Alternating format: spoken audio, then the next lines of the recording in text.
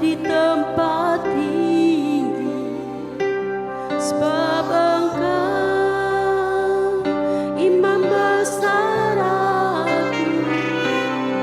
Ku sanjung Kau lebih dari yang lain,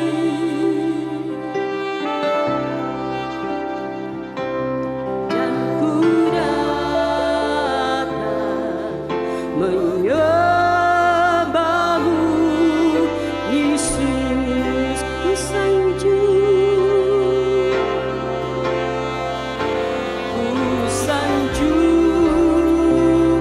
Kau di tempat tinggi, sebab Engkau imam besar aku. Ku sanjung Kau lebih dari yang lain,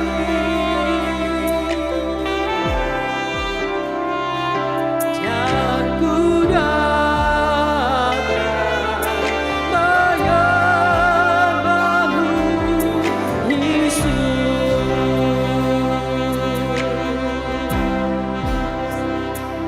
Ku sanjung Kau di tempat tinggi, sebab Engkau imam besar aku. Ku sanjung Kau lebih dari yang lain, dan ku datang. Kita siap memuji Tuhan. Mari jemaat saya undang untuk bangkit berdiri. Mari kita agungkan nama Tuhan. Amin. Ku sanjung Kau di tempat tinggi, sebab Engkau imam besar aku. Ku sanjung Kau lebih dari, haleluya Yesus, dan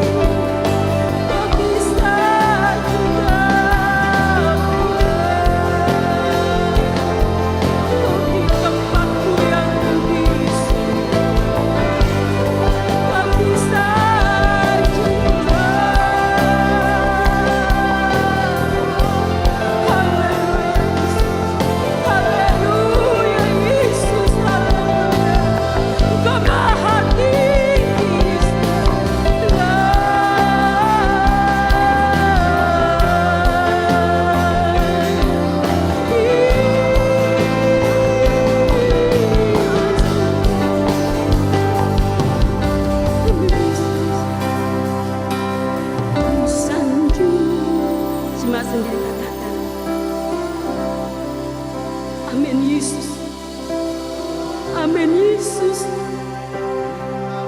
Haleluya Yesus. Haleluya Yesus. Haleluya Yesus. Engkau lebih dari yang lain Tuhan.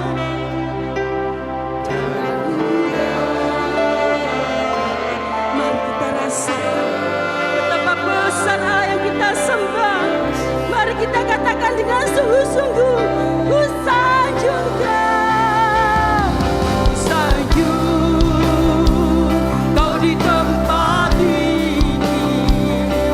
Sebab Engkau Imam besar aku, ku sanjung Kau lebih dari yang lain, dan ku datang menyembahmu. Amin Yesus.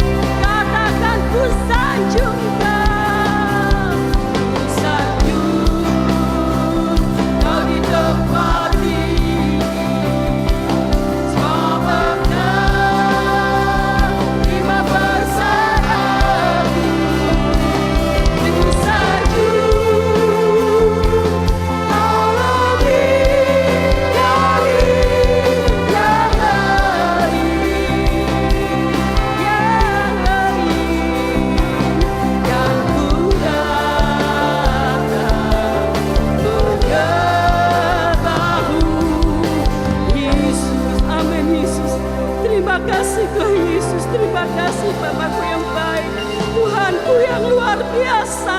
Kalau kami boleh hadir saat ini Tuhan, sungguh inilah berkat-Mu yang melimpah atas kami. Kami rindu Tuhan untuk sebentar memuji, membesarkan nama-Mu Tuhan. Kami tahu Tuhan, hanya Engkau yang layak kami tinggikan. Dan kami percaya Bapakku yang baik, awal, pertengahan hingga akhirnya Bapa, Engkau yang berkarya atas kami, bekerja atas kami Tuhan. Dan kami Tuhan boleh menerima berkat-Mu Tuhan melalui pujian kami, firman yang diberitakan Tuhan. Kami bersyukur Tuhan, dan kami siap Tuhan untuk menyambut pujian kami hanya di dalam nama Tuhan Yesus Kristus. Haleluya Bapa, haleluya. Amin. Jemaat boleh duduk kembali, bisa saling tengok kiri kanan. Beri senyum yang termanis untuk teman kita. Haleluya.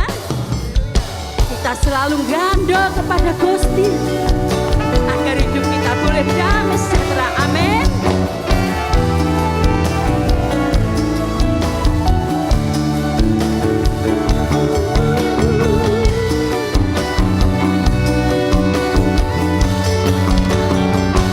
Gandol Gusti. Amin.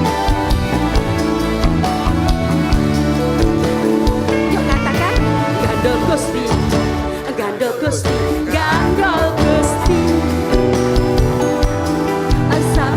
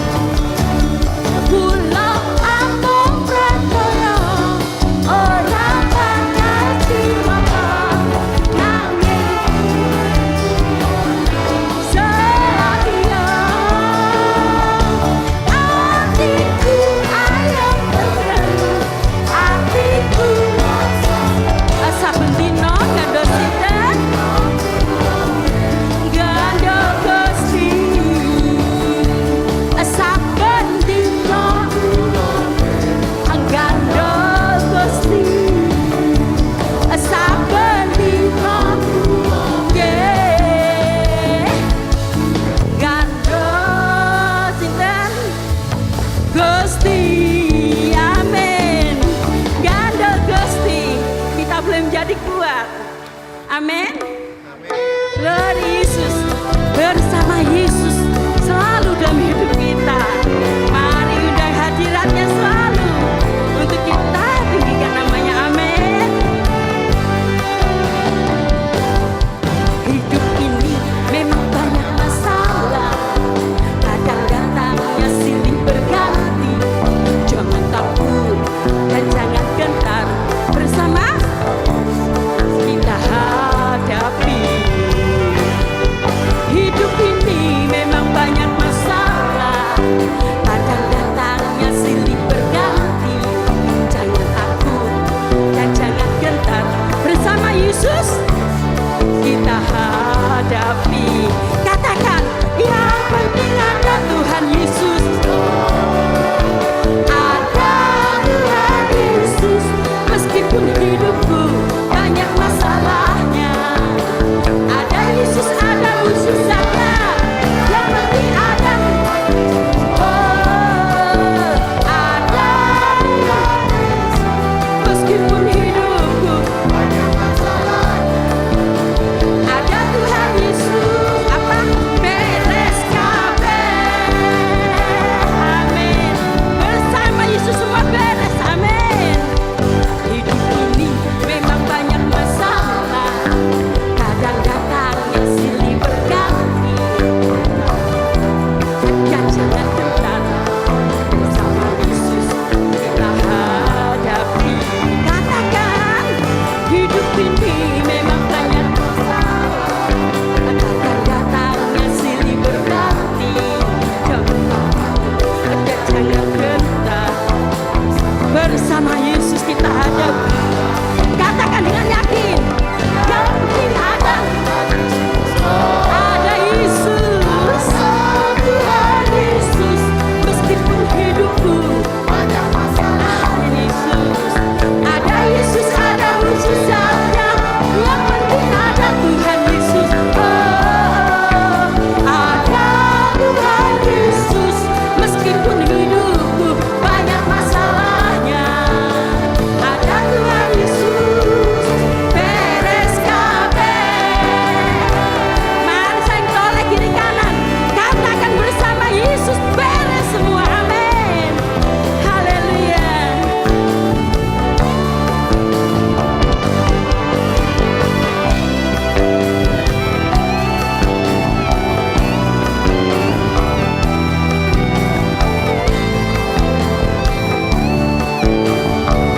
Yuk jemaat katakan, ada Tuhan Yesus. Oh, Ada Tuhan Yesus, meskipun hidupku banyak masalahnya. ada Yesus, ada mujizatnya.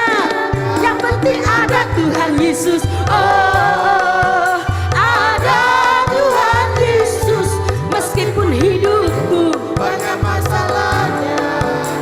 ada Tuhan Yesus. Katakan, yang penting ada Tuhan Yesus. Oh, ada Tuhan Yesus, meskipun hidupku Banyak masalahnya.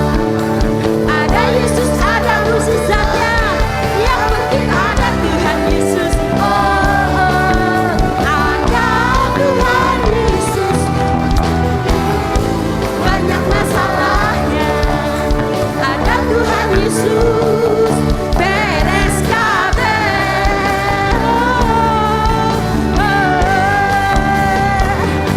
Amin. Beri kemuliaan bagi nama Tuhan. Bersama Yesus beres kabeh. Jemaat boleh duduk kembali. Kita bersyukur karena memiliki Allah yang bukan hanya saat kita bahagia dia ada, tapi Tuhan selalu ada untuk kita, bahkan di titik terendah kita. Kita bersyukur memiliki Allah yang penuh harapan. Amin. Haleluya Yesus. Haleluya Yesus. Kami percaya Tuhan, hanya di dalam Engkau kami sanggup berharap Tuhan. Kami tidak pernah kecewa karena Engkau Tuhan. Amin Yesus.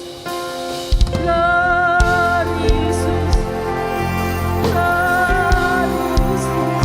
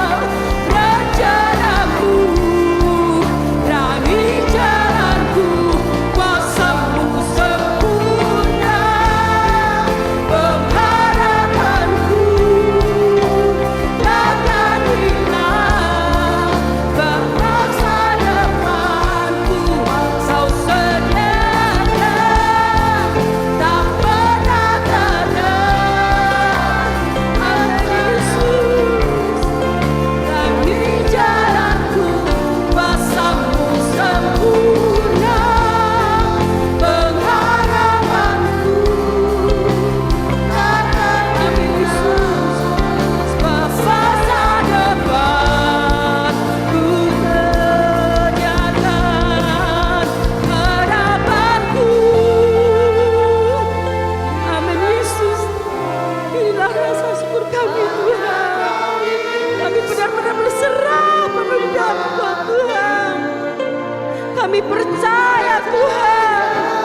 Kami aman di dalam Yesus. Lord Yesus, amin Tuhan. Harapanku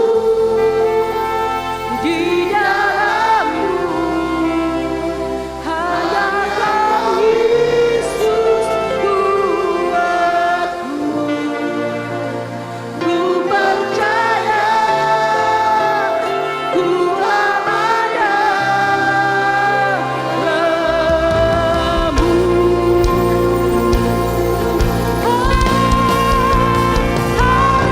Harapanku di dalam-Mu, hanya Kau Yesus kuatku.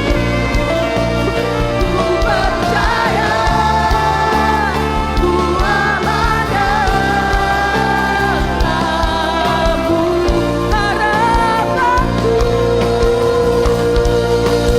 Harapanku di dalam-Mu, hanya Kau Yesus kuatku. Ku percaya, ku aman dalam-Mu. Terima kasih Yesus. Haleluya, haleluya, haleluya, haleluya. Bapa di dalam sorga, di dalam nama Tuhan Yesus Kristus, kami datang kepadamu Tuhan. Di pagi yang indah ini, kami mau beribadah, kami mau memuji, menyembah, kami mau memuliakan, meninggikan Engkau saja ya Tuhan. Hanya Engkaulah yang layak terima segala pujian penyembahan kami. Terima kasih Tuhan buat hadirat-Mu di tengah-tengah kami. Hadirat-Mu yang menyembuhkan kami. Hadirat-Mu yang memulihkan setiap kami. Hadirat-Mu yang akan memberkati kami Tuhan. Amin Yesus. Kami percaya setiap pujian kami sudah naik ke hadirat-Mu. Terima kasih. Tibalah saatnya kami akan mendengar kebenaran firman-Mu. Urapi hamba-Mu, pakai hamba-Mu, sampaikan isi hati-Mu. Hanya Engkau Tuhan yang tahu setiap keperluan kami. Engkau yang akan memuaskan jiwa kami. Amin. Engkau yang akan menjadi jawaban atas setiap pergumulan kami. Karena Engkau hidup, Engkau firman yang hidup Amin. ada di tengah-tengah kami. Haleluya Yesus. Berkati hamba-hamba-Mu, anak-anak-Mu yang sudah membawa kami dalam pujian. Engkau terus memakai, Engkau terus mengurapi. Amin Yesus. Siaplah hati kami untuk kami ditaburi oleh kebenaran firman-Mu. Kiranya hati kami menjadi hati yang terbaik, Amin. tanah yang Amin. subur Amin, untuk kami menerima benih firman-Mu. Sehingga benih firman-Mu tidak lalu begitu saja, tapi boleh mendapat tempat yang terbaik dalam kehidupan kami. Terima kasih Tuhan, terima kasih. Roh Kudus berkarya, Roh Kudus bekerja, menjamah setiap pribadi kami, menjawab setiap keperluan kami.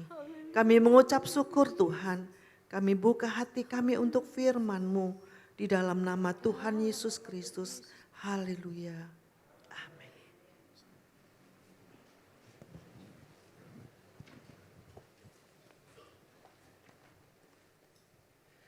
Puji Tuhan, selamat pagi, salam sejahtera dalam kasih Tuhan Yesus Kristus. Senang sekali bisa beribadah bersama dengan saudara sekalian. Di tempat ini kita nikmati hadirat Tuhan yang sangat luar biasa. Ya, puji Tuhan. Dan terima kasih banyak tentunya kepada Ibu Gembala Senior, kepada Bapak Ibu Gembala sekeluarga yang mempercayakan pelayanan pada pagi hari ini. Saya yakin saudaraku, gereja ini gereja yang diberkati dan akan jadi berkat bagi banyak orang. Ya, puji Tuhan.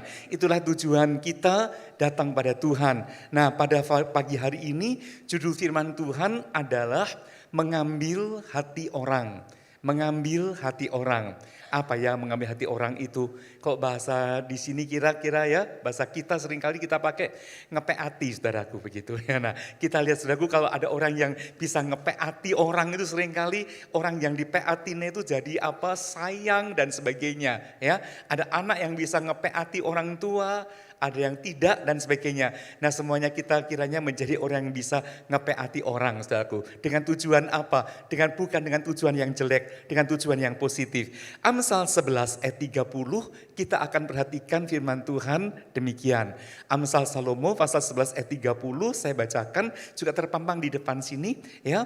Hasil orang benar adalah pohon kehidupan dan siapa bijak mengambil hati orang.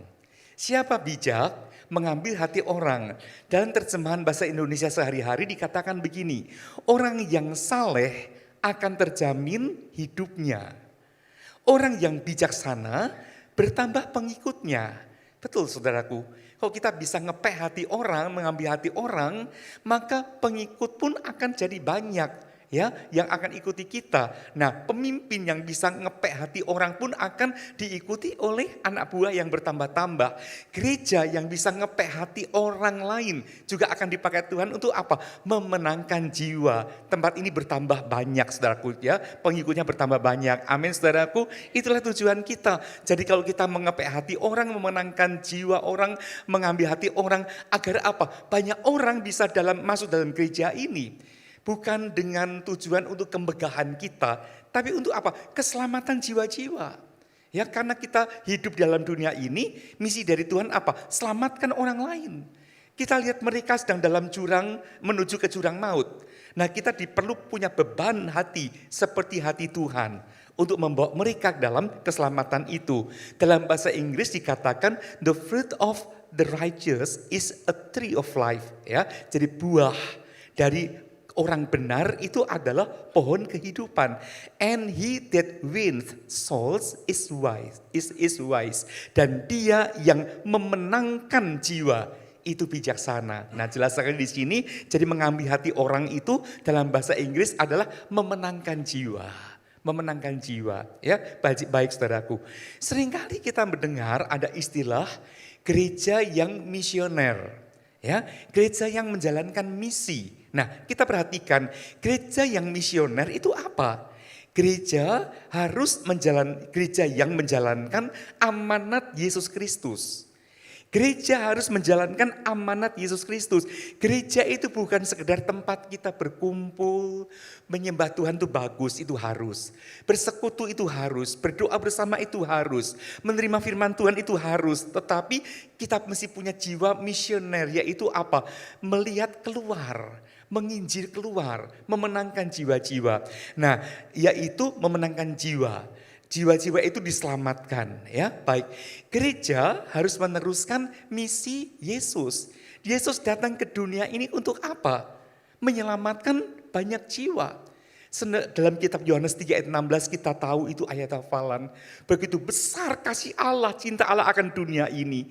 Sehingga dikirimkannya anaknya yang tunggal yaitu Yesus. Supaya apa? Barang siapa percaya dia akan beroleh hidup yang kekal. Saya yakin semua kita di sini, setelah kita hidup selesai dalam dunia ini, kita akan memiliki hidup yang kekal. Amin. Hidup yang kekal bersama Yesus. Tapi bagaimana hati kita? Apa ada belas kasihan kepada jiwa-jiwa yang masih di luar, yang belum masuk dalam keselamatan? Jangan-jangan itu bahkan dalam rumah kita sendiri. Tragis sekali. Kita masuk surga, mereka masuk ke neraka. Ya, jadi mari selagi ada waktu, selamatkan mereka. Kita ingat, saya yakin pada pagi hari ini tiba-tiba terbersit di sini siapa teman-teman kita mungkin yang perlu diselamatkan. Doakan mereka. Kita awali dengan doa buat mereka dan bertindak selamatkan jiwa mereka. Ya, puji Tuhan saudaraku. Itu misi Yesus dan kita jalankan misi itu saudaraku. Karena apa? Tugas Yesus di bumi sudah selesai dan dia sekarang di kanan Allah Bapa. Selanjutnya, tugas selanjutnya diserahkan pada kita yang masih ada di dunia ini. Ya, kita menjadi duta-duta sorga sekarang. Puji Tuhan. Dalam Matius 28 ayat 19 dan 20 dikatakan, karena itu pergilah jadikanlah semua bangsa muridku. dan baptislah mereka dalam nama Bapa dan Anak dan Roh Kudus, dan ajarlah mereka melakukan segala sesuatu yang telah kuperintahkan kepadamu, dan ketahuilah, aku menyertai kamu senantiasa sampai kepada akhir zaman. Luar biasa ya. Jadi ini misi yang Tuhan berikan pada kita. Jadikan semua bangsa muridku. Murid Yesus. Bukan muridku ini, bukan murid Yesus. Ya, puji Tuhan dengan perantaraan kita tentunya. Baik saudaraku, mari kita maju lebih jauh sekarang. Mengambil hati orang. Mengambil hati orang, kita perhatikan, itu artinya membuat orang senang pada kita. Membuat orang percaya pada kita. Kalau saya ini tukang ngomel, saudara senang gak kira-kira? Saya datang ke rumah saudara, ngomel, ya menggerutu, mengeluh. Saudara lama-lama tutup telinga. Dan kalau kita datang, ya datang lagi gitu ya. Nah kita lihat, jadi kita gak disenangi orang. Kok saya datang ke rumah Bapak Ibu Saudara cuma gelendengi orang, cuma ngomongin orang, gosip orang. Lama-lama orang jadi jenuh, betul gak saudaraku? Nah inilah ya, kalau hidup saya gak menyenangkan orang lain, mana bisa diterima orang? Nah untuk mengambil hati orang, kita mesti berperilaku baik, berkarakter baik dan sebagainya. Kalau begitu, ini bukan dengan kekuatan kita sendiri. Kita lebih dulu minta Tuhan ubahkan saya Tuhan. Tuhan perbaharui saya agar punya sifat yang baik, karakter yang baik dan seterusnya. Dengan tujuan mengambil hati orang itu tujuannya menyelamatkan jiwa mereka. Saudaraku, ini juga rupanya prinsip Yesus ketika dia hidup di muka bumi ini. Ya, saya tahu saya baca ayatnya, tapi dalam Yohanes 4, Yesus ketika itu bersama murid-muridnya, dan ketika menjelang jam makan siang, mereka harus belanja, harus beli roti dan sebagainya. Dan Yesus izinkan murid-muridnya pergi ke kota untuk beli roti dan sebagainya. Tapi Yesus sendirian di situ. Yesus itu maha tahu. Dan dia tahu akan ada satu jiwa yang akan datang, yang perlu keselamatan. Dan betul, datanglah siapa? Perempuan Samaria di tepi sumur untuk mengambil air. Biasanya kalau orang mengambil air di sumur itu sore hari. Selesai orang kerja. Ya, dan itu jam-jam untuk orang ambil air buat nanti mandi, buat masak, buat apa, memberi minum ternak-ternak dan sebagainya. Tapi perempuan Samaria itu datang di bukan waktu yang tepat, siang hari. Tentu dia rasa malu karena hidupnya nggak beres, ya, nggak karuan. Nah, dia secara moral saudaraku di bawah sekali. Tapi Yesus tahu ini perlu keselamatan, perlu diselamatkan. Saudaraku yang masuk gereja bukan orang yang sudah suci sempurna. Kalau sudah suci sempurna, tempatnya di sorga. Ya, tapi gereja tempat orang yang perlu dipulihkan. Jadi kalau kita tiba-tiba datang seorang, dua orang yang kita tahu dijajak ini namanya enggak baik. Jangan kita tolak. Sambut justru. Dan kita akan doakan, welcome dia. Nah, dia akan alami apa? Pemulihan sampai diselamatkan saudaraku. Amin. Nah ini yang perlu kita lakukan saudaraku. Ya, puji Tuhan. Jangan sampai kita hanya melihat orang yang udah beres baru ajak ke gereja. Tapi yang belum beres pun yang perlu pertolongan seperti apa. Itulah jiwa-jiwa yang berharga di mata Tuhan. Ya, puji Tuhan. Nah, kita lihat saudaraku, Yesus kemudian berdialog dengan perempuan Samaria ini. Mulai dari apa? Air. Perempuan itu datang ke situ mengambil air dan dia saya yakin nggak nyapa Yesus karena Yesus orang Yahudi, orang Samaria dengan orang Yahudi itu nggak bisa nyatu saudaraku, ya yang Samaria itu ditolak oleh orang Yahudi.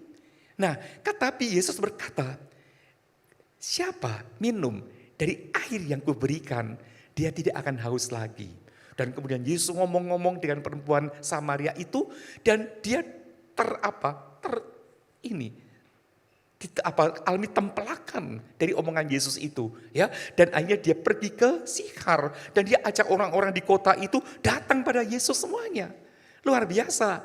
Satu jiwa berdosa, tetapi hari itu dia bisa ajak seluruh kota itu, seluruh penduduk desa itu untuk datang pada Yesus dan mendengar berita keselamatan dari Yesus. Kita lihat Yesus seperti itu. Bahkan apa? Dalam Markus 9 ayat 10. Mari kita lihat saja. Markus pasal 9 ayat 10 sampai ayat 13. Saya akan bacakan ayat ini. Injil Markus pasal 9 ayat 10 sampai ayat 13. Kita lihat Yesus melakukan sesuatu yang tidak lazim. Ya, saya bacakan begini. Markus pasal 9 ayat maaf sebentar ya.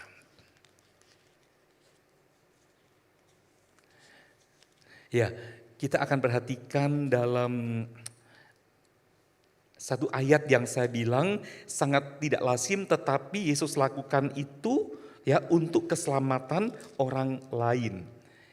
Sebentar ya.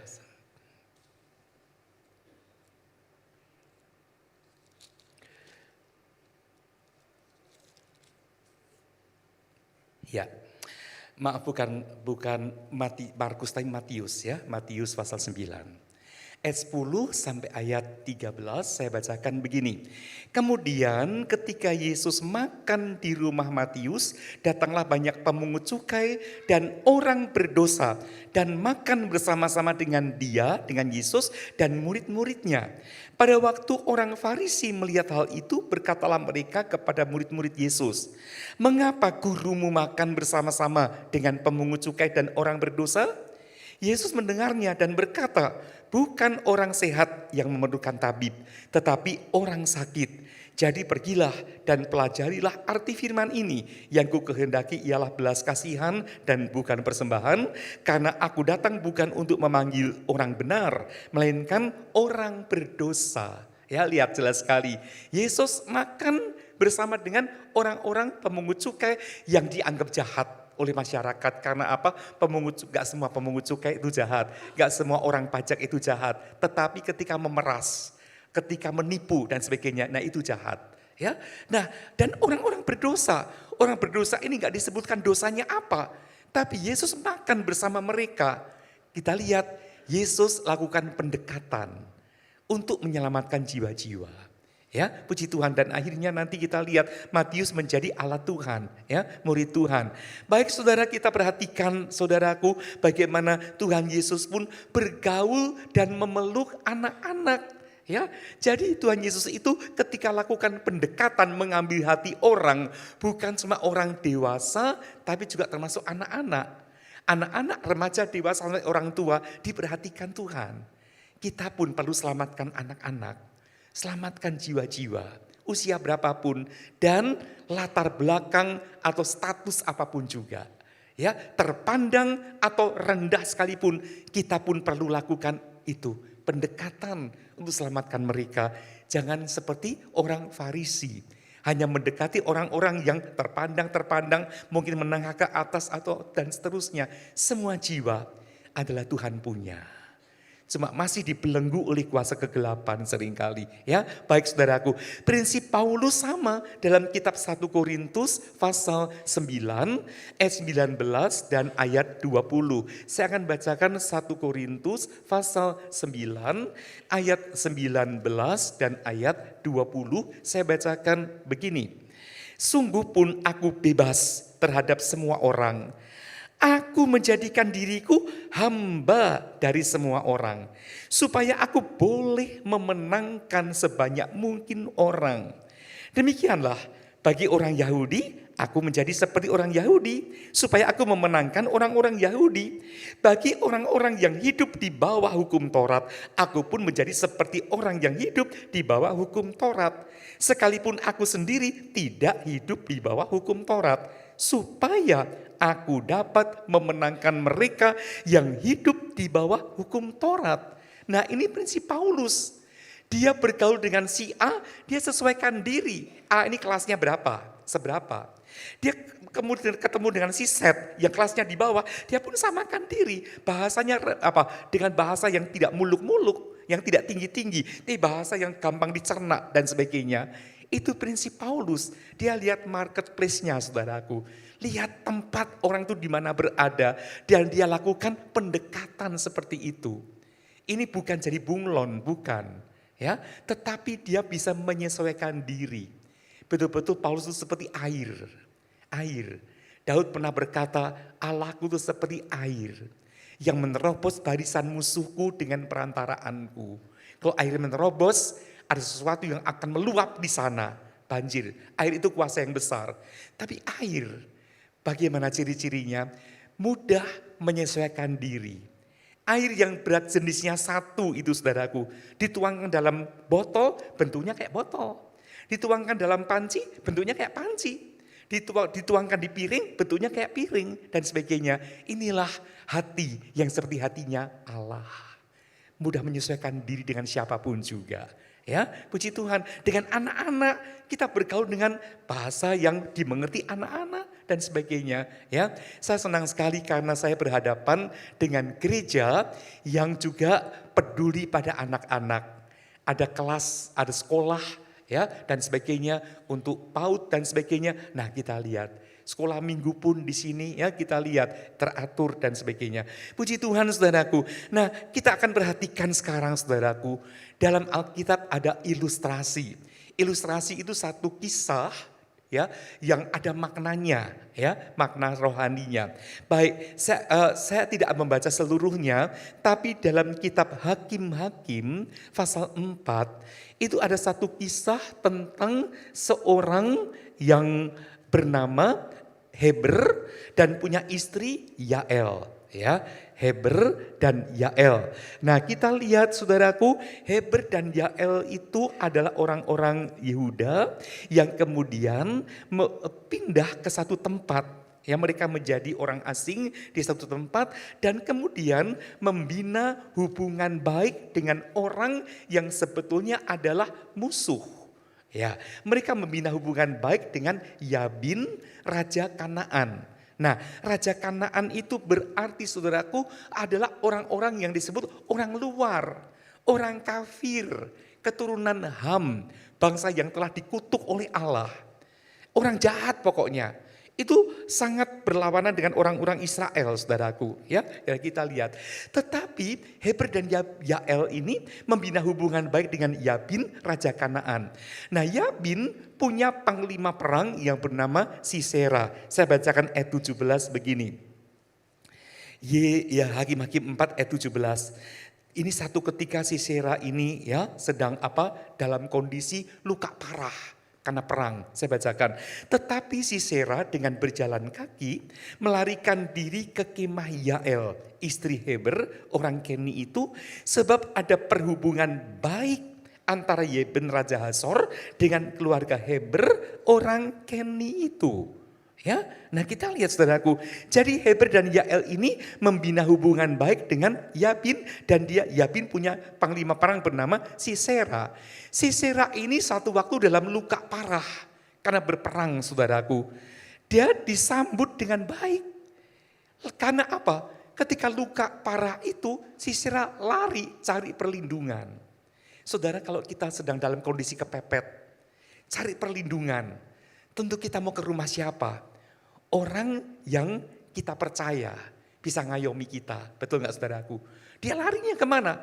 Ke kemah Yael. Ke kemah itu, Heber itu saudaraku. Lihat pasal 5 dalam Hakim-Hakim 5 ayat 24 dan 25. Saya bacakan begini. Ini nyanyian Deborah setelah dia menang perang.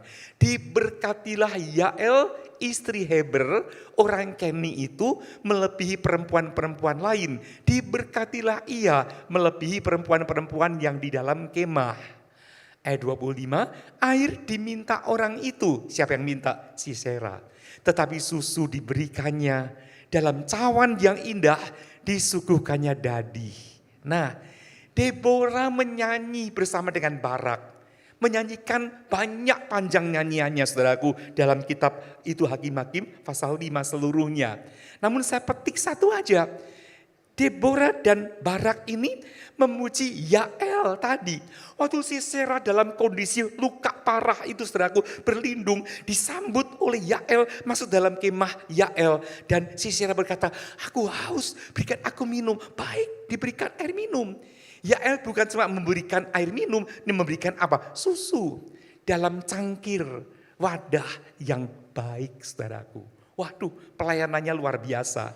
Inilah mengambil hati orang, saudaraku. Dan mengambil hati orang bukan saat itu saja.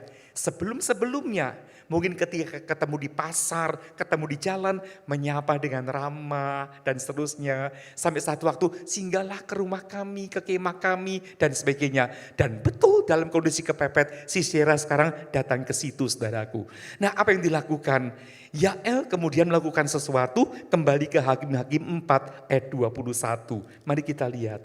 Hakim-Hakim 4 ayat 21. Sisera kemudian tidur di kemah Yael karena rasa aman. Saudara bisa tidur tenang, nyaman kalau apa? Merasa aman, betul enggak? Kok kita rasa gelisah, wah ini ada apa ya? Ada ular, ada apa? Ada orang jahat atau apa? Enggak bisa tidur pasti. Yael, di rumah Yael ini Sisera tidur. Tapi ayat 21, tetapi Yael istri Heber mengambil patok kemah, diambilnya pula palu, mendekatinya diam-diam, lalu dilantakkannya lah patok itu masuk ke dalam pelipisnya sampai tembus ke tanah, sebab ia telah tidur nyenyak karena lelahnya, maka matilah orang itu. Sisera tidur dan Yael ambil patok kemah, ya. Nah, kemudian ditancapkan di sini, di pelipisnya Sisera. Sisera mungkin tidurnya miring, saudaraku ya, miring, plak sampai tembus ke tanah, saudaraku. Wah luar biasa, ya. Kita lihat, apa saya mengajak saudara untuk jahat, saudaraku? Ngambil hati orang untuk dimasukin patok kemah mati. Tentu ini ada, saya dikatakan ilustrasi, ya. Nah ada arti, patok itu lambang dari ajaran-ajaran firman Allah. Ya, patok lambang ajaran firman Allah. Ya, kita lihat saudaraku.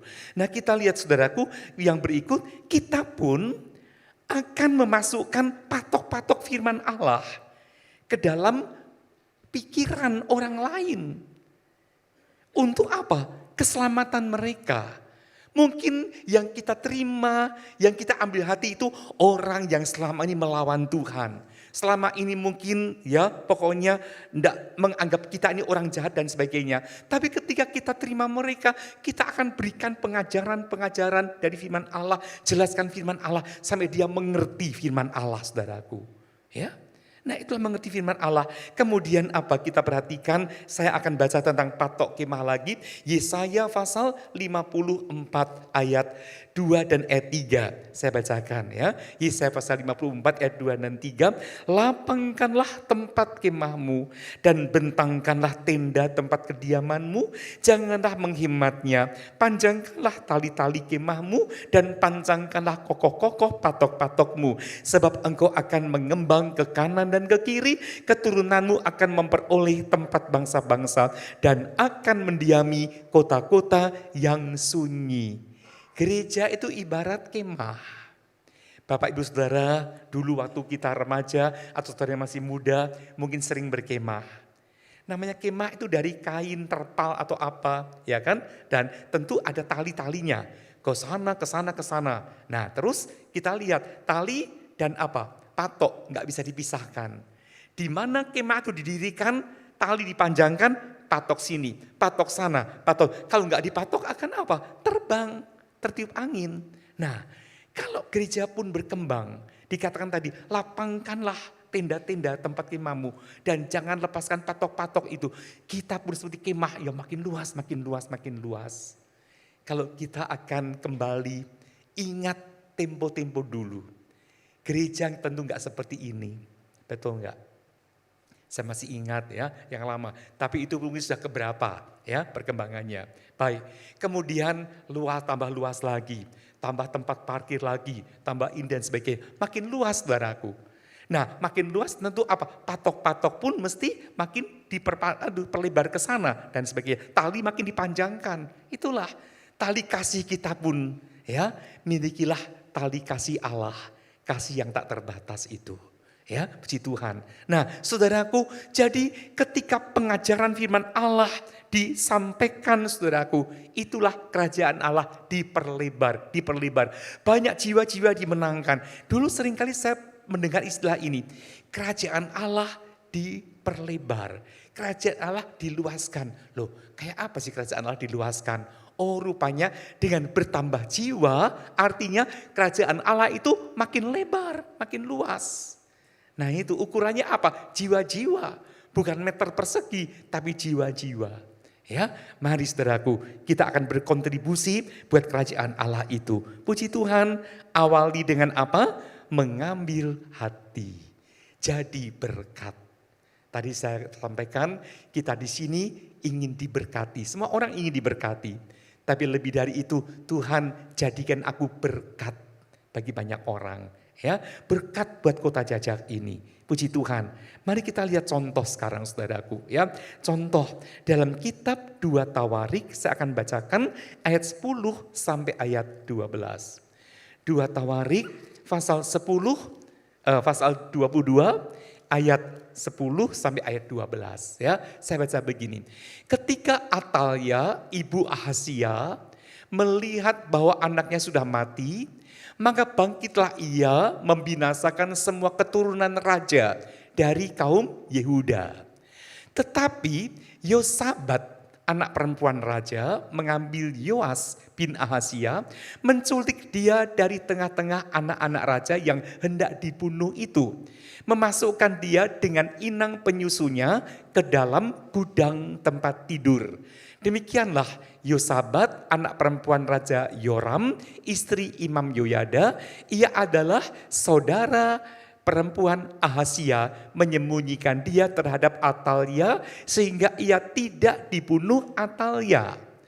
Maka tinggallah Yoas 6 tahun lamanya bersama-sama mereka dengan bersembunyi di rumah Allah.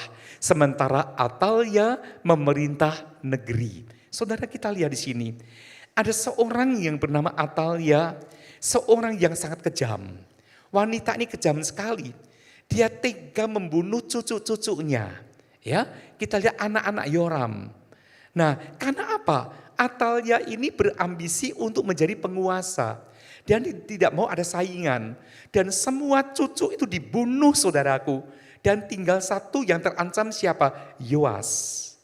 Yoas terancam. Tetapi puji Tuhan, ada seorang yang bernama Yosabat. Ya, kita lihat Yosabat itu, kita perhatikan di sini cucunya juga saudaraku.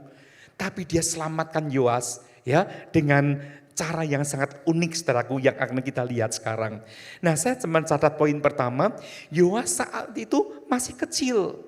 Terancam nyawanya oleh Atalia, neneknya sendiri. Atalia itu artinya adalah yang disiksa Yehova. Siapa yang disiksa Yehova? Allah tidak pernah menyiksa orang, kecuali orang itu adalah pelawan Allah. Justru Allah berbuat belas kasih pada siapa yang berharap pertolongan, yang gandol gusti. Ya, puji Tuhan, berharap pada Tuhan, diberkati Tuhan, dilindungi Tuhan.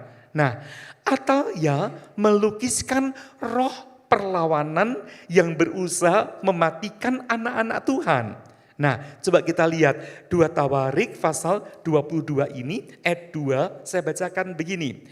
Ahazia berumur 42 tahun pada waktu ia menjadi raja. Dan setahun lamanya ia memerintah di Yerusalem. Nama ibunya ialah Atalia, cucu Omri. Saya baca lagi. Ia pun hidup menurut kelakuan keluarga Ahab. Karena ibunya menasihatinya untuk melakukan yang jahat. Lihat, Atalia menyuruh Ahazia anaknya untuk apa? Berbuat jahat. Dia didik anaknya untuk berbuat jahat. Ini aneh enggak saudaraku? Tapi lihat ada orang seperti itu. Ya, nah dia pikir dengan kejahatan, dengan kekejaman itu bisa meraup kedudukan. Itu cara dunia. Itu cara iblis. Untuk kita diangkat justru dengan cara apa?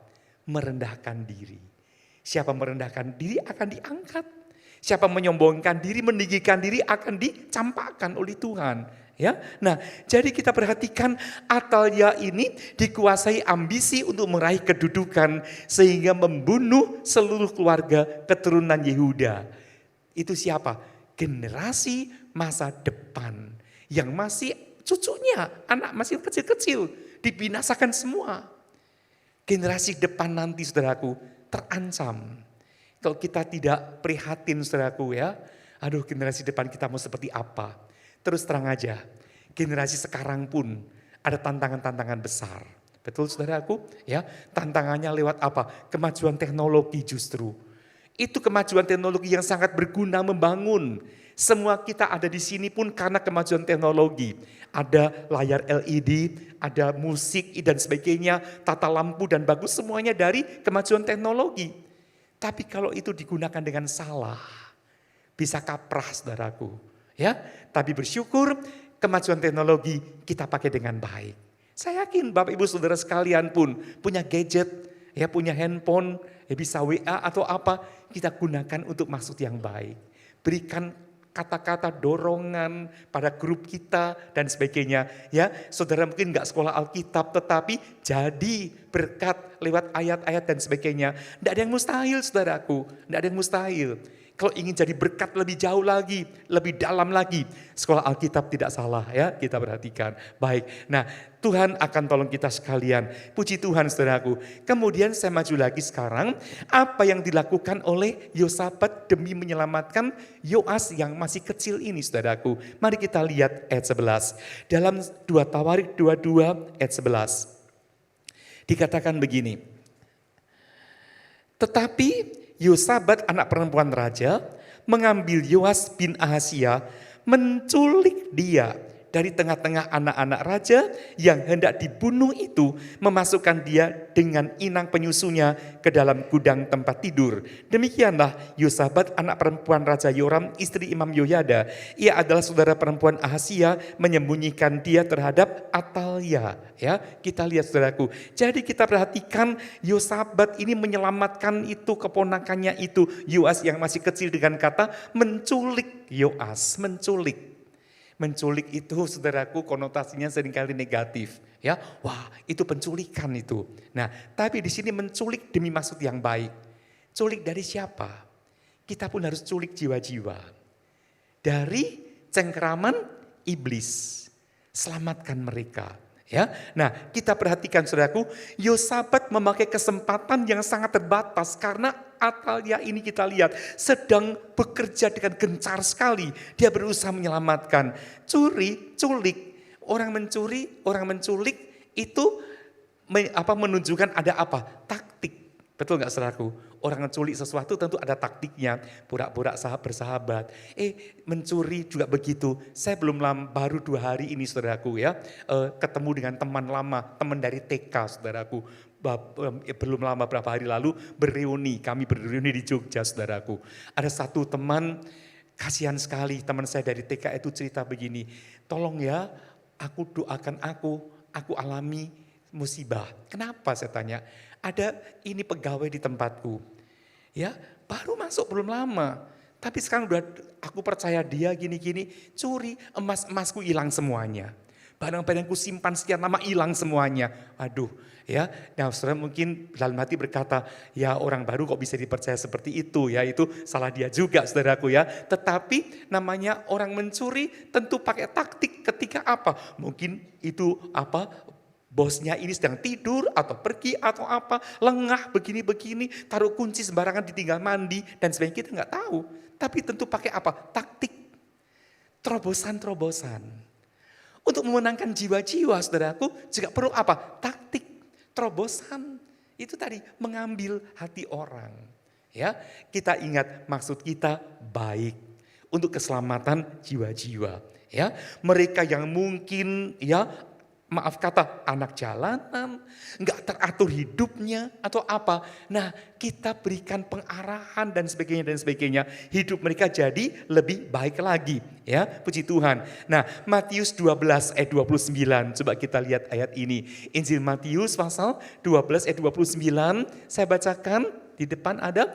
Atau bagaimanakah orang dapat memasuki rumah seorang yang kuat dan merampas harta bendanya apabila tidak diikatnya dahulu orang kuat itu. Sesudah diikatnya barulah dapat ia merampok rumah itu. Ingat ya, saya nggak ngajarin kita Bapak Ibu Saudara untuk jadi perampok ya, mencuri. Tetapi ini kata-kata Tuhan Yesus sendiri. Bagaimana orang dapat memasuki rumah seorang yang kuat dan mengambil harta bendanya apabila si orang kuat itu nggak diikat lebih dulu. Sesudah itu, sesudah ia diikat, baru ambil harta-hartanya. Nah, yang dimaksud harta itu siapa? Jiwa-jiwa. Orang kuat itu siapa? Iblis, orang kuat. Ya. Nah, kita tahu iblis itu ada.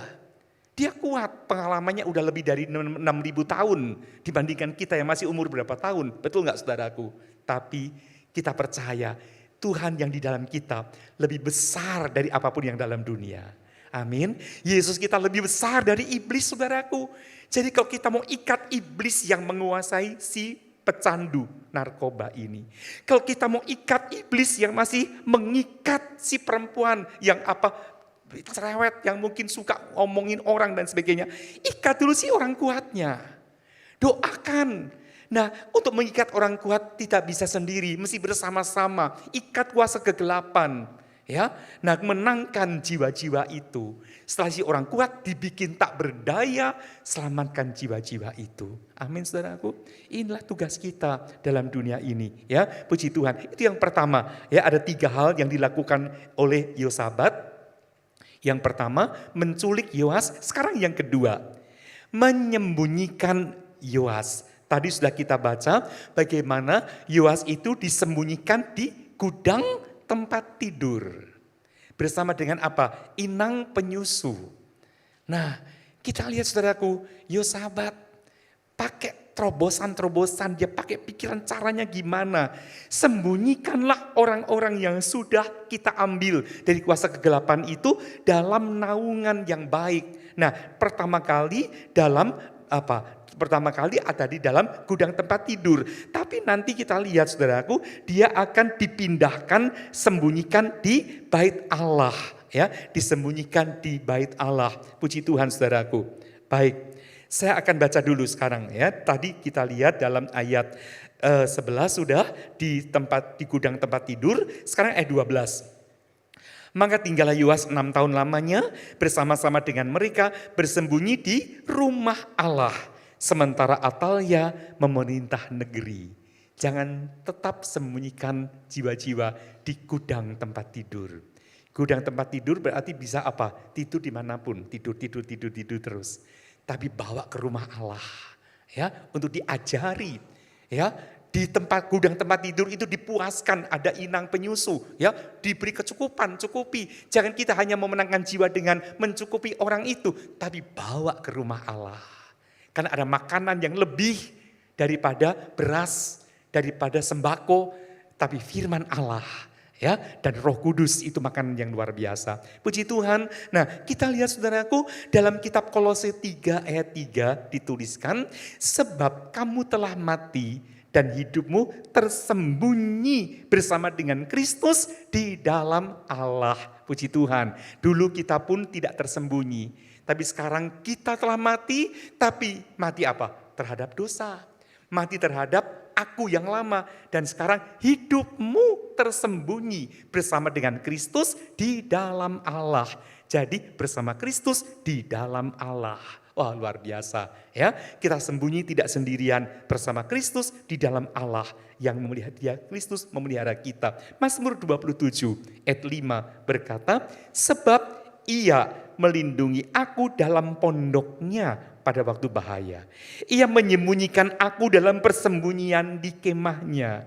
Ia mengangkat aku ke atas gunung batu. Wah, puji Tuhan, senang sekali kita bersama Tuhan, ya, dilindungi, kita di pondoknya, disembunyikan, dan Ia angkat kita ke gunung batu. Orang berdosa yang belum diselamatkan seolah-olah di lumpur yang kumuh. Itu pun kita dulu. Tapi setelah dalam Tuhan, dalam pondok Tuhan, dalam naungan Tuhan, dia status kita sekarang apa? Di atas gunung batu, dihormati, ya, puji Tuhan, ya, gengsi kita pun kita nggak usah bingung untuk jaga image kita jaim, tapi Tuhan yang angkat kita, ya, puji Tuhan. Yesaya 26 ayat 20 ada persembunyian yang akan kita alami. Ya, saya bacakan kitab Yesaya pasal 26 ayat 20. Sebab sesungguhnya Tuhan mau keluar. Ini salah. Mari bangsaku, masuklah ke dalam kamarmu. Tutuplah pintumu. Sesudah engkau masuk, bersembunyilah barang sesaat lamanya sampai amarah itu berlalu. Terjemahan lama, sampai murka itu berlalu. Saudara, ini bicara tentang persembunyian terakhir yang harus kita alami. Saat ini kita sudah disembunyikan dalam pondok Allah, dalam gereja Tuhan. Tapi nanti akan ada tempat persembunyian terakhir yang akan kita sama-sama ke sana. Siapa yang ke sana? Semua anak Tuhan di seluruh muka bumi ini akan kumpul di tempat persembunyian, yaitu di padang pasir. Ya, ketika murka itu terjadi atas dunia ini, yaitu kapan? Di masa 3,5 tahun aniaya antikristus. Antikristus akan muncul dan mengadakan siksa di atas seluruh muka bumi ini. Tetapi kita akan disembunyikan dalam satu bilik, dalam kamar tersekat. Sampai murka itu lalu, sampai antikristus dimusnahkan. Kita keluar dari situ. Dan kita akan ke angkasa, terbang ke angkasa, menyongsong kedatangan Tuhan Yesus yang kedua kali. Amin. Kok kita ingin disembunyikan di padang pasir yang di atas bumi ini. Tapi kita nggak tahu di mana. Sembunyi dulu sekarang dalam pondoknya Allah. Di tempat ini, setia di gereja. Kita tetap setia, tetap cinta Tuhan. Ya, puji Tuhan saudaraku. Nah, Yoas di slide ke-10 saya maju lagi. Yoas masih berusia 1 tahun. Tetapi Yosabat bisa melihat ke depan. Ini calon raja. Puji Tuhan. Ya, baik. Nah, jadi Yoas itu masih usia 1 tahun. Tapi Yosabat bisa melihat ke depan. Saudara, kalau Yosabat gak bisa melihat ke depan, dia akan berpikir begini, ini anak baru 1 tahun, harapan apa dari dia? Tinggal aja, ngerepotin, ngurusin dia nanti nangis-nangis, umur 1 tahun saudaraku. Ya, mulai ingin ini dan sebagainya, bikin repot. Nah, tapi Yosabat bisa melihat ke depan. Mari kita pun bisa melihat ke depan bukan hanya untuk diri sendiri. Tapi lihat siapa? Anak-anak sekolah minggu, murid-murid sekolah minggu kita, remaja, pemuda. Kita lihat mereka itu punya masa depan yang cerah. Memang itu Tuhan sudah taruh itu. Tapi ditentukan oleh siapa? Si anak itu sendiri. Tapi juga ditentukan oleh siapa? Pendidik saat ini, yaitu kita. Bagaimana sikap kita terhadap anak cucu kita di rumah kita? Apa kita sudah punya prihatin, mendoakan mereka, mendidik mereka dan seterusnya. Saudaraku, mari kita punya hati seperti Yosabat. Ya, yang melihat potensi-potensi yang ada di dalam anak-anak kita. Ya, lihatlah potensi orang-orang yang ada dalam pelayanan kita. Puji Tuhan. Biarpun Bapak Ibu yang kita besukin udah lanjut usia, tapi dalam dia ada potensi untuk mendoakan paling tidak. Betul nggak saudaraku? Tapi bagaimana bisa mendoakan? Kok nggak ngerti fungsinya apa dalam gereja? Nah, mari kita akan gugah itu. Yesaya 65 ayat 8 mengatakan tandan anggur yang masih berair jangan dimusnahkan. Ya, seperti kata orang, jika pada tandan buah anggur masih terdapat airnya, janganlah musnahkan itu, sebab di dalamnya masih ada berkat. Demikianlah aku akan bertindak oleh karena hamba-hambaku, yakni aku tidak akan memusnahkan sekaliannya. Tuhan penuh belas kasihan. Melihat saya, Bapak Ibu Saudara sekalian, sekalipun kita mungkin capek, lemah, tapi dalam kita ada potensi. Dalam Bapak Ibu Saudara sekalian, ada sesuatu yang besar yang Tuhan bisa pakai saudaraku. Amin. Berserahlah pada Tuhan, agar Tuhan pakai kita semuanya. Ya, karena Tuhan lihat, orang lain gak lihat. Orang lain seringkali bilang hopeless, gak ada harapan kamu. Tapi Tuhan melihat kita ini tandan anggur yang masih ada airnya biarpun sedikit. Ya, kita akan hargai jiwa-jiwa yang kita layani. Matius 22 ayat 21 berkata apa?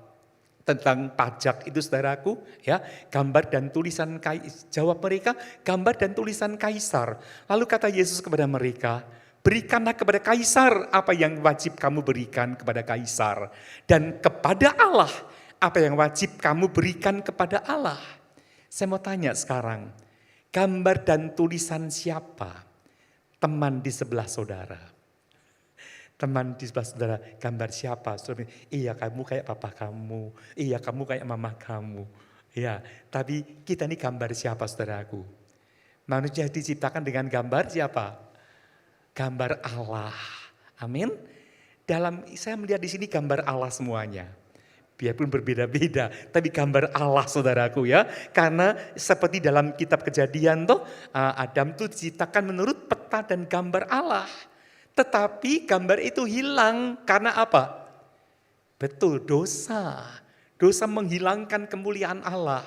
Tetapi Allah sekarang sedang apa? Mengembalikan gambarnya dalam kita masing-masing. Amin. Kita makin lama makin memiliki gambar Allah. Sehingga ketika orang dulu luar melihat saudara akan berkata, kok beda ya kamu? Nah, dulu, menarik sekali. Menarik buat siapa? Buat orang jahat. Sesama jahat. Kita lihat. Tapi sekarang beda. Jadi malaikat-malaikat semuanya.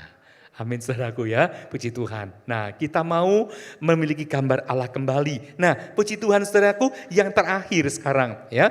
Apa yang dilakukan Yosabat selain menculik Yoas, menyembunyikan Yoas, sekarang menunggu Yoas. Tadi saya sudah baca dalam ayat 12, Yosabat menunggu 6 tahun kemudian. Barulah nanti Yoas dilantik jadi raja. Jadi raja berarti usia berapa dia saudaraku? 7 tahun. Waktu disulik disembunyikan umur 1 tahun. 6 tahun kemudian berarti umur 7. Nah saudara kita lihat Yosabat tidak sia-sia. Penantian selama 6 tahun itu luar biasa. Yang dinantikan itu saudaraku memberikan hasil. Ya, kalau kita sabar di kaki Tuhan, Tuhan yang akan angkat saudaraku. Luar biasa. Umur 7 tahun jadi raja. Masuk akal enggak kira-kira? Tapi ini dalam Alkitab ada. Bagi Tuhan tak ada yang mustahil. Saudara mungkin merasa saya ini sekarang sedang dalam kondisi kumuh atau apa. Tuhan bisa angkat kita. Nah kita lihat bandingkan dengan Amram dan Yokebed. Orang tua Musa. Ya, nah mereka juga menyembunyikan Musa dengan iman. Saya tidak baca Ibrani 11 ayat 23. Karena iman maka Musa disembunyikan oleh Amram dan Yokebed. Sampai umur ya beberapa itu ya, dan kita lihat beberapa tahun ya, dan dalam beberapa bulan itu kemudian menangisnya makin keras, disembunyikan lagi dalam peti ya, dibuat dari buluh rantik itu dari tanaman, diletakkan di atas kercut di tepi sungai Nil ya, luar biasa. Nah itu terobosan Amram dan Yokebed ya. Mereka punya planning, kalau Musa disembunyikan di situ, itu tempat yang bahaya, tapi Miriam disuruh menjaga. Kita bukan berarti kalau melakukan terobosan, itu bonek, nekat, enggak saudaraku. Tetap ada hati-hati, tetap diperhitungkan dengan baik. Miriam disuruh menjaga, Miriam itu kakak Musa yang usianya kira-kira 10 tahun. Dan datanglah putri Firaun hendak mandi. Rupanya Amram Yokebed tahu, ini tempat putri Firaun sering kali mandi. Maka itu peti Musa itu diletakkan di situ. Karena persembunyian yang paling aman di mana? Ketika ada ancaman dari Firaun. Ya di istana Firaun. Betul gak saudaraku? Dan betul, Musa diangkat oleh putri Firaun itu. Dan tahu, dia berkata, ini anak Ibrani. Ini bayi orang Ibrani.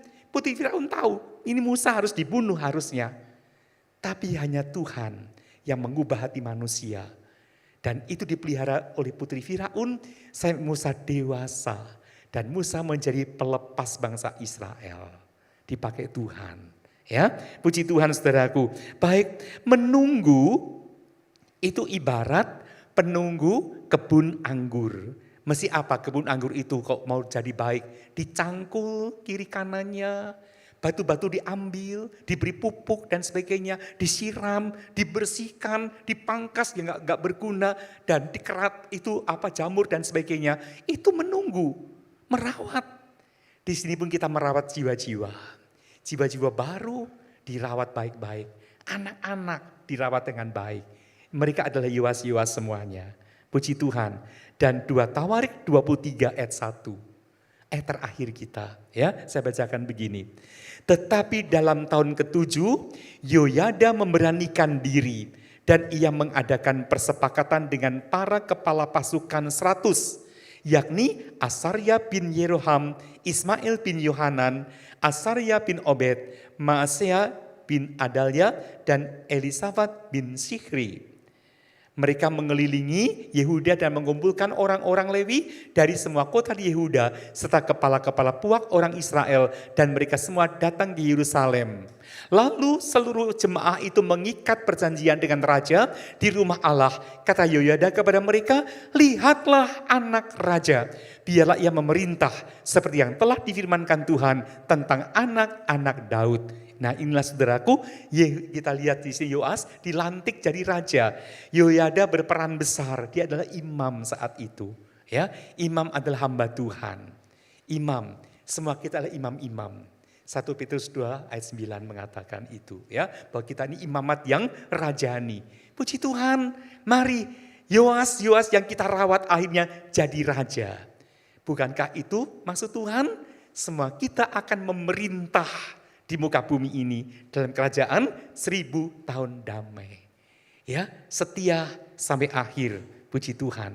Kita cinta Tuhan, cinta jiwa-jiwa. Ya, saya tidak panjangkan firman Allah, tapi Tuhan yang di tengah-tengah kita, Tuhan yang berkuasa menolong kita semuanya. Puji Tuhan, kiranya firman Tuhan ini akan memberikan satu pandangan-pandangan yang lebih terbuka lagi untuk keselamatan jiwa-jiwa di sekitar kita. Ya, mari kita nyanyikan satu lagu, puji Tuhan. Ku tetap cinta, ku tetap setia. Kita nyanyikan.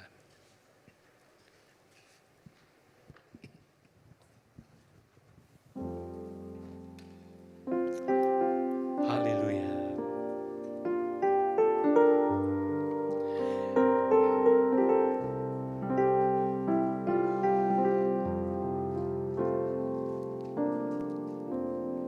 Ku tetap cinta, ku tetap cinta,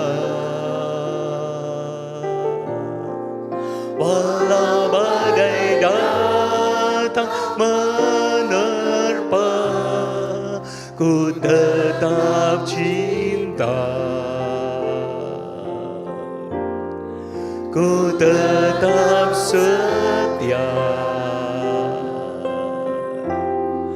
ku tetap setia, walau topan datang menerpa, ku tetap setia. Kita sama-sama berdiri, haleluya. Ku tetap, kita mau tetap cinta Tuhan, cinta jiwa-jiwa, haleluya.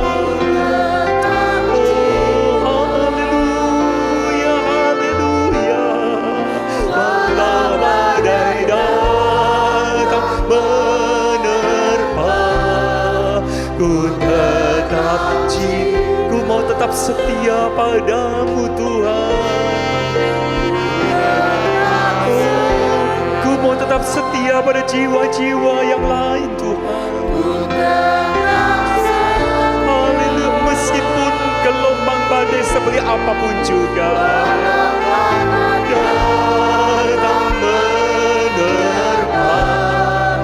ku tetap setia. Walau panjang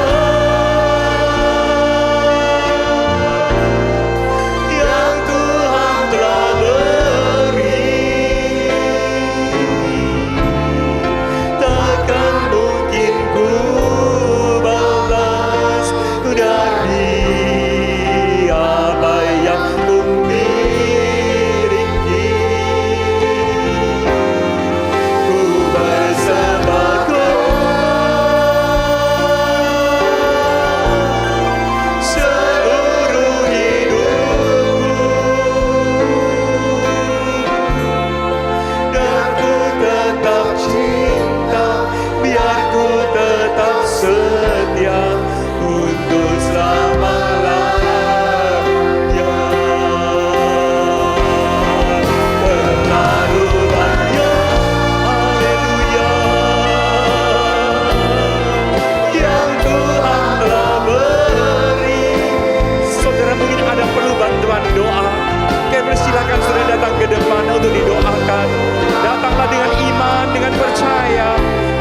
setiap kita sekalian. Haleluya, haleluya. Persembahkan hidup kita, haleluya. Amin, haleluya. Seluruh hidupku biar ku tetap cinta, biar ku tetap setia untuk selama-lamanya. Sekali lagi, haleluya. Terlalu banyak, haleluya, yang Tuhan telah beri.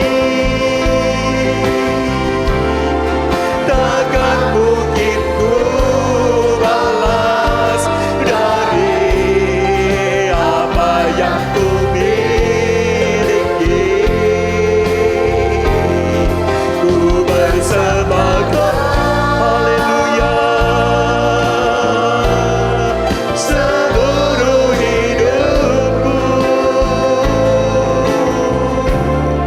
biar ku tetap cinta, biar ku tetap setia untuk selama-lamanya. Sekali lagi, mari nyanyikan lagu ini. Haleluya, ku bersembahkan. Kami mohon nanti Saudara Jerry akan bisa maju ke depan untuk ini dalam doa. Haleluya, haleluya. Siapa lagi yang akan maju untuk didoakan? Maju dengan iman, dengan iman yakin bahwa Tuhan ada di tengah-tengah kita. Tuhan menolong kita. Haleluya, haleluya, Yesus. Ku bersembahkan seluruh hidupku,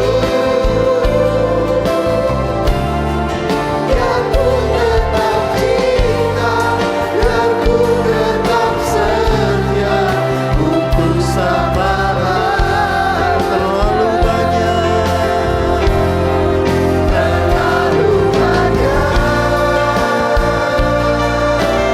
sudah Tuhan beri buat kita semua.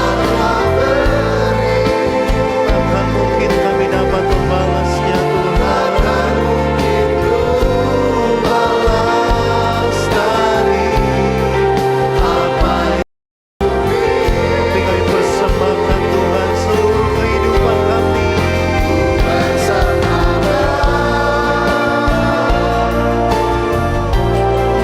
Seluruh hidupku,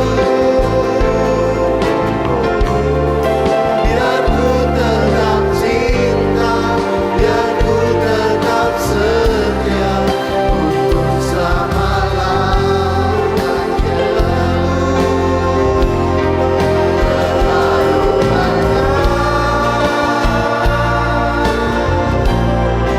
Yang Tuhan telah beri,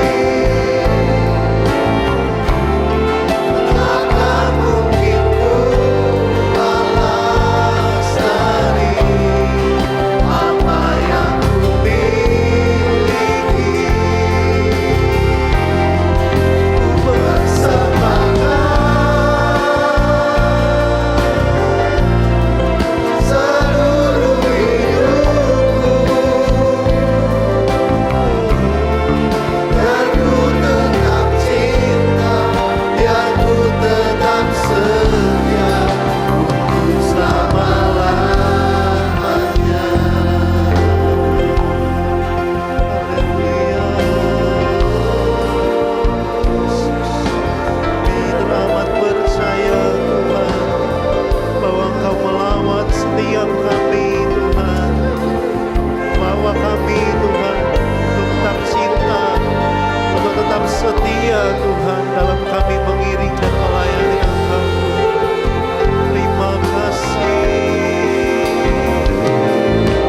Terima kasih.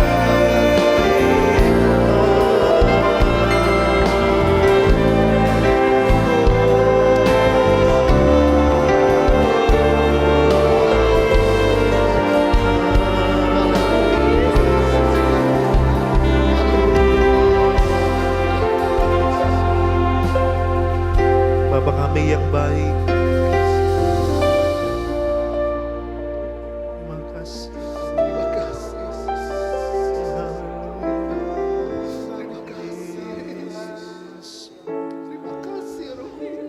terima kasih Tuhan. Makasih Tuhan buat firman yang Tuhan bentangkan lewat hamba-Mu Tuhan, Om Daniel Arjo. Kiranya Tuhan, kami semua sama-sama telah mendengar firman-Mu Tuhan. Firman yang menguatkan kami, firman yang meneguhkan kami Tuhan. Bahkan firman yang mengajar dan mendidik kami di dalam kebenaran Tuhan. Kiranya Tuhan itu menjadi bekal kami Tuhan. Dalam kami mengarungi Tuhan dunia Tuhan yang semakin hari tidak menentu. Tapi kami punya arahan yang jelas lewat firman-Mu Tuhan. Lewat firman-Mu Tuhan yang menjadi suluh dan pelita dalam kehidupan kami. Biarlah itu terus memimpin setiap langkah-langkah kehidupan kami. Dan kami Tuhan menerima firman-Mu Tuhan. Biar kiranya Tuhan firman-Mu boleh bekerja secara luas Tuhan. Melampangkan Tuhan kehidupan kami semakin luas untuk dipakai menjadi alat pelaku firman-Mu Tuhan. Kiranya Tuhan materaikan firman-Mu di dalam setiap hati kami Tuhan. Sehingga firman-Mu Tuhan boleh bertumbuh, berbuah-buah dalam kehidupan kami. Dan membawa kami Tuhan untuk boleh Tuhan memenangkan jiwa-jiwa. Membawa Tuhan, mengambil hati orang, membawa jiwa kepada Tuhan untuk menyelamatkannya Tuhan. Terpujilah nama-Mu Tuhan. Kiranya Tuhan bila sebentar Tuhan kami akan Tuhan diberikan kesempatan untuk membawa Tuhan persembahan berkat yang sudah Tuhan beri kepada kehidupan kami Tuhan. Kiranya Tuhan kami mau Tuhan memberi dengan penuh sukacita Tuhan. Dan kiranya Tuhan kami terima firman-Mu dan kami mau memberi dengan penuh sukacita di dalam nama Tuhan Yesus Kristus. Haleluya. Amin.